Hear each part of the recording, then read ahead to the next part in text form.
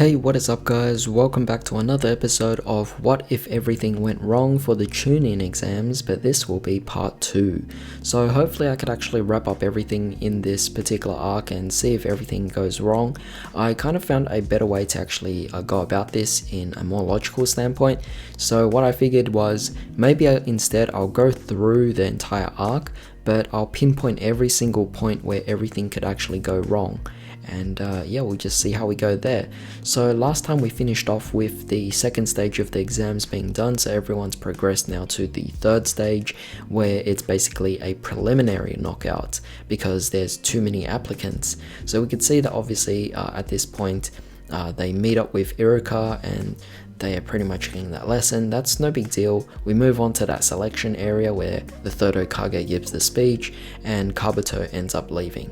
That's obviously going to make sense, but with that being said, there's now 20 particular members left over, and now they're actually going to fight in these preliminary rounds. The first round is actually Sasuke versus Yoroi, I believe. And in this situation, it's actually kind of hard for me to put Sasuke on the losing end here, because if you think about it, even though Sasuke lost all his chakra from Yoroi, he actually just wanted to, well, he ended up just utilizing his taijutsu anyway. Obviously, that put him out of the usage of the curse mark. So it actually kind of worked out for him in this situation, and we actually get to see this in Shippuden later on as well, where Sasuke's willpower was actually able to suppress Orochimaru's own dimension. So it's no surprise for Sasuke to also have the willpower to suppress the curse mark at this particular point in time as well. It's quite believable. But of course, you need to consider the fact that I need to make it somehow go wrong. Now, as a far stretch, Sasuke could have been exhausted out of chakra just prior to him actually unlocking the curse mark. However, the whole point was for him to actually unlock the curse mark. But the worst case scenario, the curse mark does actually take over, and that cause for the Jonin to actually stop everything. Everyone would pretty much witness Sasuke's curse mark powers and be like, wow, what is that? But yeah, with that being said, it could cause Sasuke to be disqualified, though there is a possibility that the match could actually also end in Sasuke's victory regardless of the case. It's just that it would be more sooner for everyone to actually find out about Sasuke's curse mark. Then we move on to the next battle, where we actually have Kankuro taking on this other guy as well. In this particular battle, Kankuro, I mean, it's hard to see him losing as well. He's actually quite strong in this situation, so I don't really have anything to say about that. There is also the other one where it was actually one before that I forgot to mention, was Shino against Zaku. In this situation, it is believable to see the other side going wrong. So in this situation, Shino might not be able to keep up with the air palms of Zaku, and there is a possibility that Shino could have been overwhelmed had Zaku not just stood there and listened to Shino while Shino was actually doing his thing and organizing the double attack, I guess, on them, you know.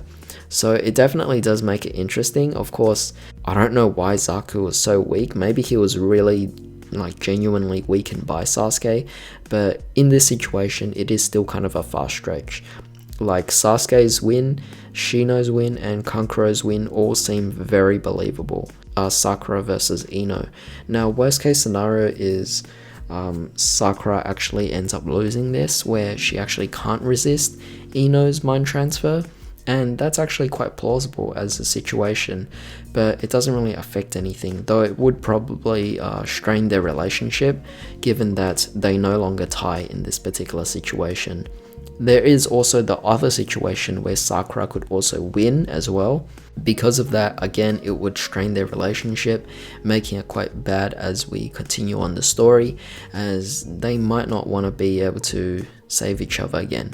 But maybe they might patch things up once they actually get to Shippuden, but for the time being, it would actually strain their relationship if one of them ended up winning over the other.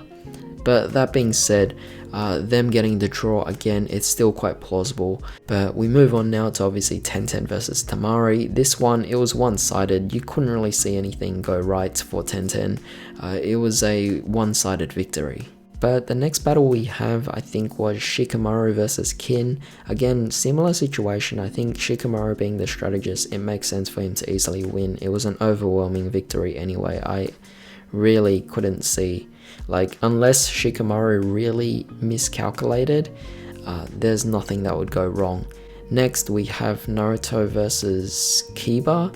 And this one, I could actually see Naruto losing in this situation because Kiba was actually going really well. He even had the food pills, and for Naruto to have that unpredictable fart that kind of stopped Kiba, definitely, yeah, it was just kind of that nice bit of plot armor that it was kind of given to Naruto, being the whole unpredictability factor into him. But with that being said, I do think that Kiba could have actually won in this particular scenario, and then it kind of would have pushed Naruto into that similar direction of how Obito actually went during his time in the Chunin exams, though I don't think it would necessarily cause such a major upturn. It just meant that Naruto wouldn't be able to go up against Neji, meaning Neji would actually still end up having that hatred towards the main branch, which would continue the whole strain between the Hyuga, because obviously Naruto would have ended up, losing in this situation.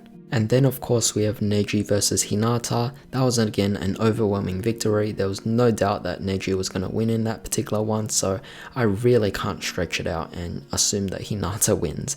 But we move on to the next fight where it was Lee versus Gaara. Worst case scenario, Gaara would end up actually killing Lee, or Lee might actually end up killing Gaara. It actually could have went either way as well, which could have made it very interesting. If Lee actually had pushed further with the fifth gate, he could have actually really ended up injuring Gaara to a state where he might have actually ended up killing Gaara, which would have affected the story majorly because Gaara was important to the plans for Orochimaru and eventually even becoming Kazekage later on. Gaara could have also easily just killed Lee, but I do feel that that is also a small stretch to actually put that kind of scenario, because in the actual show itself, Guy did actually end up coming in to help and stop the actual attack from Gaara. And finally we have Dosu versus Choji. Their match would pretty much again go the same state. But with that being said, now let's actually move on to the second stage, where I guess like we go with the training arc first. And with the training arc we actually have Naruto and Jiraiya finally meeting up for the first time. Worst case scenario is Jiraiya genuinely doesn't care about Naruto, but I think being that Naruto is the fourth Hokage's legacy, it was bound to actually happen that they would actually establish some kind of relationship. But with that being said, we move on with their training. Naruto is forced to summon the Toad, or summon Gamabunta, under this death-like situation where Naruto was actually just pushed off into this bottomless pit, and worst case scenario, he genuinely could have died. Like, I really could have saw that actually happening. I mean, it seemed like a really forceful situation to give Naruto the ability to finally be able to channel his chakra and summon out Gamabunta, but in that situation, I genuinely thought that Naruto might have actually fell down and just died there, and that would have ended the entire story, because Naruto would have been really crucial later on, being the main character. However, after their training, we move on to the actual finals of the Chunin exams, and we have our very first fight being Naruto versus Neji. Worst case scenario, Neji would have actually just destroyed Naruto. It is a possibility. Neji is clearly stronger than Naruto. It was more so the fact that Neji was overestimating Naruto, and the fact that Naruto obviously had the Nine Tails power, but had Naruto not had better control of the Nine Tails power, and had Neji not underestimate Naruto, then things would have went really differently in this particular case. Neji would actually be able to beat Naruto. In that case, Neji would not be able to change in any kind of way, because it was only because he was beat that he genuinely felt that remorse in some kind of way. And without him actually losing and seeing the reality of things, then he wouldn't be able to realize that whole destiny being broken, you know. Like, Neji clearly believes that he was destined to be a gifted genius who couldn't actually make it into an equal standpoint with the main branch, and in this case he also saw himself as superior than Naruto. So seeing that big change actually happening was kind of the trigger for Neji to kind of turn the other way and, I don't know, fall for the good side of things.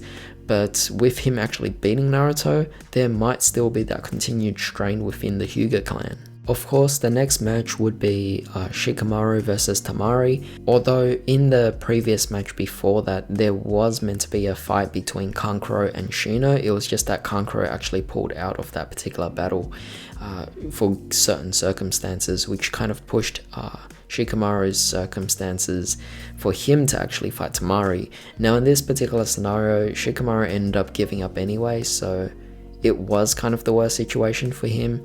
However, without that whole strategizing, had Shikamaru actually been more on the lazy side, which was more akin to his personality, it is possible that Temari might not even be interested in him at all, or might not even give him some kind of small praise at all, and as a result she probably might even end up destroying him. But of course, being that Shikamaru was pushed to the edge, it kind of forced him to actually put himself in that strategic mindset anyway. So with that being said, it was no surprise for him to actually get through. It's really hard for me to stretch it in such a way that I would make things look bad for him. But I did think that it would be worth mentioning that a lot of the Jonin and even Chunin who was actually watching, or I guess witnessing the whole event with Shikamaru versus Temari, they were actually recommending to Tsunade later on that Shikamaru should actually be promoted to Chunin.